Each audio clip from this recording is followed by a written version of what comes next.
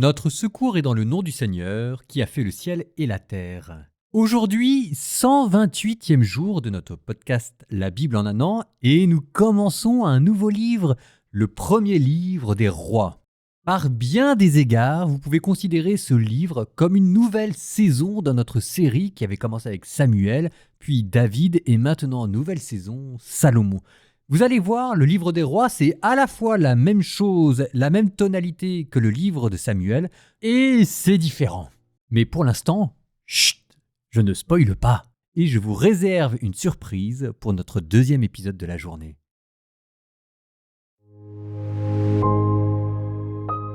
Le roi David était vieux, avancé en âge. On le couvrait de vêtements et cela ne le réchauffait pas. Ses serviteurs lui dirent « Que l'on cherche pour mon seigneur le roi une jeune fille, une vierge. Elle se tiendra devant le roi et prendra soin de lui. Elle se couchera tout contre toi, et cela tiendra chaud à mon seigneur le roi. » On chercha une belle jeune fille dans tout le territoire d'Israël. On trouva Abishag, la Sunamite, et on la fit venir chez le roi. La jeune fille était vraiment très belle. Elle prit soin du roi et fut à son service, mais le roi ne s'unit pas à elle. Or, Adonias, fils de Haggith, cherchait à se lever. Il disait « C'est moi qui régnerai ». Il se fit préparer un char, des cavaliers ainsi que 50 hommes pour courir devant lui. De sa vie, jamais son père ne l'avait attristé en disant « Pourquoi as-tu agi ainsi ?» De plus, il avait une très belle apparence. C'est lui que sa mère avait enfanté après Absalom.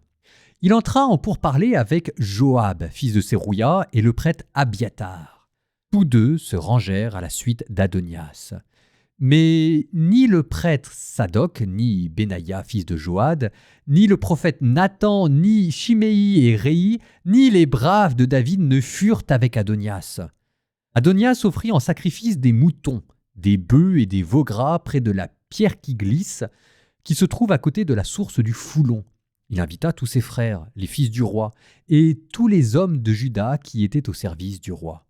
Mais le prophète Nathan, Benaïa, les braves et Salomon son frère, il ne les invita pas. Nathan dit à Bethsabée, la mère de Salomon, « N'as-tu pas appris qui est devenu roi? Adonias, fils de Haggith. Et notre seigneur David ne le sait pas. Maintenant, va, laisse-moi te donner un conseil, et ainsi tu préserveras ta vie et celle de ton fils Salomon. Va, entre chez le roi David et dis-lui, « N'est-ce pas toi, mon seigneur le roi, qui l'a juré à ta servante? Oui, Salomon, ton fils, régnera après moi, et c'est lui qui s'assiera sur mon trône. Pourquoi donc Adonias est-il devenu roi? Tandis que tu seras là, en train de parler avec le roi, moi-même j'entrerai après toi, et je confirmerai tes paroles. » Et Bethsabée entra chez le roi, jusque dans sa chambre. Le roi était très vieux et Abishag la Sunamite accomplissait son service auprès du roi. Bethsabée se mit à genoux et se prosterna devant le roi. Le roi lui demanda « Que désires-tu » Elle lui répondit « Mon Seigneur, c'est toi qui as juré à ta servante par le Seigneur ton Dieu. Oui, Salomon, ton fils, régnera après moi. Et c'est lui qui s'assiera sur mon trône. Or, voici maintenant qu'Adonias est devenu roi, et mon seigneur le roi, tu n'en sais rien. Il a offert en sacrifice des taureaux, des veaux gras, des moutons en grand nombre. Il a invité tous les fils du roi, ainsi que le prêtre Abiathar et Joab, le chef de l'armée. Mais Salomon, ton serviteur, il ne l'a pas invité. Mon seigneur le roi, c'est sur toi que tout Israël a les yeux fixés, pour que tu leur annonces qui s'assiera sur le trône de mon seigneur le roi après lui. Lorsque mon seigneur le roi reposera avec ses pères, que deviendrons-nous, moi et mon fils Salomon? Des coupables. » Tandis qu'elle parlait avec le roi, voici que Nathan le prophète entra. On annonça au roi « Voici Nathan le prophète !» Il entra chez le roi et se prosterna devant lui, visage contre terre. Nathan prit la parole. « Mon seigneur le roi, tu as donc décrété « Adonias régnera après moi » C'est lui qui s'assiera sur mon trône? Car il est descendu aujourd'hui, et il a offert en sacrifice des taureaux, des veaux gras, des moutons en grand nombre. Il a invité tous les fils du roi, les chefs de l'armée et le prêtre Abiathar. Ils sont tous en train de boire et de manger en sa présence, et ils disent Vive le roi Adonias! Mais moi, ton serviteur, le prêtre Sadoc, Benaïa, fils de Joad, et Salomon, ton serviteur, il ne nous a pas invités. Est-ce bien de mon seigneur le roi que provient cette affaire? Pourtant, tu n'as pas fait savoir à tes serviteurs qui doit s'asseoir sur le trône de mon seigneur le roi après lui. » Le roi David répondit alors, « Appelez-moi Bethsabée. » Elle entra donc chez le roi et se tint debout devant lui. Et le roi fit ce serment. « Par le Seigneur qui est vivant, lui qui a racheté mon âme de toute angoisse, oui, je l'ai juré par le Seigneur Dieu d'Israël, c'est Salomon, ton fils, qui régnera après moi, et c'est lui qui s'assiera sur mon trône à ma place.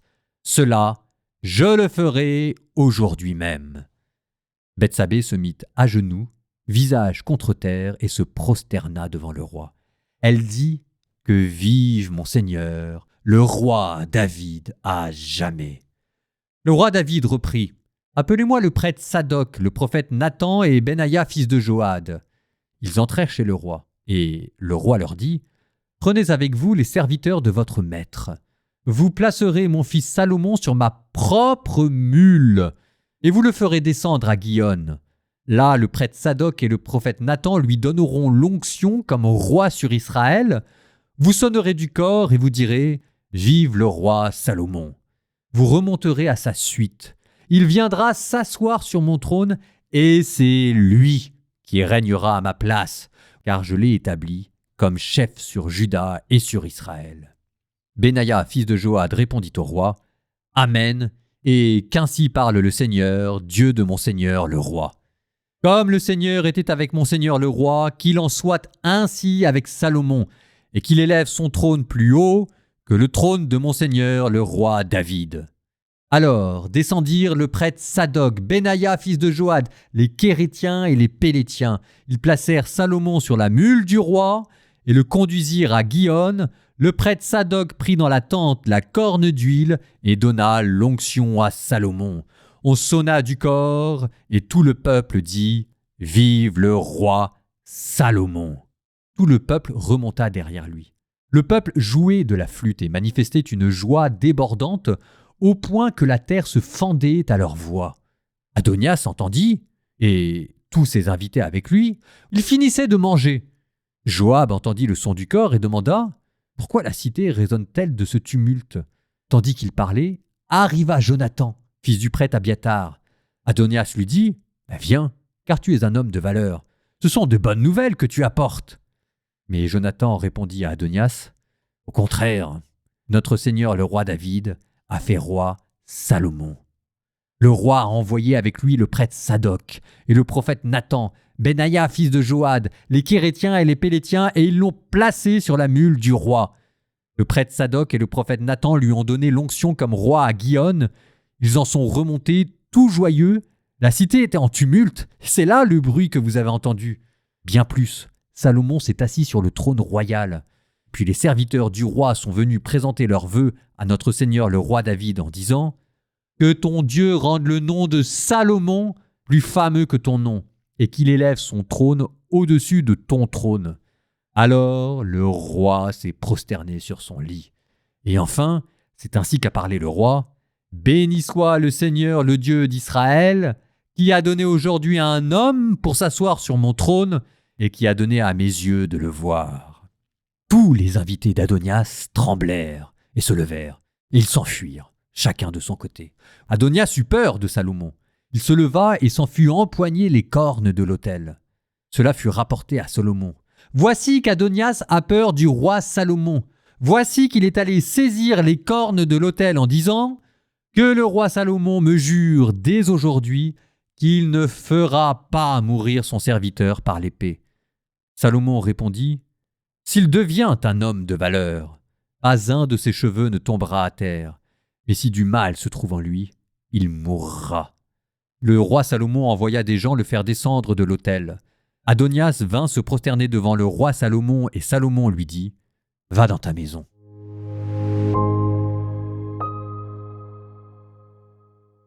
Alors, ça vous a plu? Vous en pensez quoi de notre épisode pilote pour cette nouvelle saison? Moi je dis curieuse entrée en matière. David a le droit d'être malade, mais pourquoi insister autant sur son aspect maladif, alité, passif? Ambiance de fin de règne, et voilà qu'on lui jette aux pieds une jeune fille belle comme le jour, mais qui manifestement en lui n'éveille aucun désir sexuel. Alors moi je me dis que tout au long de la vie de David, il y aura quand même eu un problème entre lui et les femmes. Et de un, et de deux, faudra pas s'étonner si un jour Salomon aura lui aussi des problèmes avec les femmes. Ça ne viendra pas de nulle part, tel père, tel fils. On est en train de semer des petites graines ici. Et trois, et je pense qu'elle est là, la fine pointe, dans ce monde antique, la force sexuelle, ça signifie la virilitas, le charisme, l'autorité. Et pour un roi, c'est quelque chose d'extrêmement important. À vous dépeindre ainsi David vieux, décati et, disons-le, sexuellement impuissant, c'est une manière pour le rédacteur de vous présenter une institution royale affaiblie, impuissante. Va peut-être pas falloir vous attendre à une épopée glorieuse. Le ton est donné. La cour royale vous apparaît comme profondément divisée, chacun ayant son agenda politique. La faute en grande partie à David qui n'a jamais su manifestement s'élever contre un de ses fils pour lui faire la leçon. Il y a deux clans, le clan des vieux de la vieille et le clan des nouveaux. Les vieux de la vieille, c'est Adonias, qui est né à Hébron, la première capitale royale, avant que David ne soit roi à Jérusalem, avec Joab, le chef de la première heure, on ne le présente plus, et puis Abiatar, l'ancien descendant de la lignée maudite d'Élie, oui, mais qui avait aidé David quand il fuyait Saül, parce qu'il avait aidé David quand il fuyait Saül, il avait trouvé refuge à la cour royale. Ces trois hommes-là appartiennent tous au passé de David avant la royauté. C'est pas David qui les a faits, c'est eux qui ont fait David, et c'est la royauté qui leur est redevable. Ils sont les vestiges d'un Israël d'avant l'époque royale. Et de l'autre côté, à l'inverse, on a les petits jeunes, les nouveaux arrivés. Salomon, tout jeune, Sadoc, qui a été nommé par David quand il était roi à Jérusalem, et Benaïa, qui fait partie des appelés de la dernière heure, que David a nommé chef de la garde prétorienne à Jérusalem pour contrecarrer l'influence de Joab. Ces hommes-là ont tous en commun d'être tributaires de l'institution royale. À travers la querelle entre ces deux clans, c'est une question plus profonde qui est posée. Est-ce que l'institution royale est parvenue à maturité? Est-ce qu'elle est suffisamment forte pour faire les hommes et que ce soit d'elle que dépendent le mandat et l'autorité, et non pas l'inverse? Bref, est-ce que maintenant on est dans un état de droit? Alors ceci dit, on voit tout de suite où va la préférence du rédacteur. Adonias qui est cité en comparaison avec Absalom, ça en dit long, qui multiplie les chevaux, l'arme de guerre de l'époque, et avec cette sorte d'arrogance malsaine qui fait que instinctivement, on l'aime pas. À l'inverse, lui, Salomon paraît comme un homme de cour, raisonnable, sensé, et avec lui, on a le sentiment que ce qui triomphe, c'est l'obéissance à l'institution, une certaine forme de sagesse, et puis aussi la magnanimité. Il pardonne à Adonias. Finalement, ça commence pas si mal que ça, ce livre. Non, on verra. Bon, exceptionnellement, je vais mettre le psaume à la fin du deuxième épisode. La lecture a été longue, je vais pas avoir le temps de tout mettre là.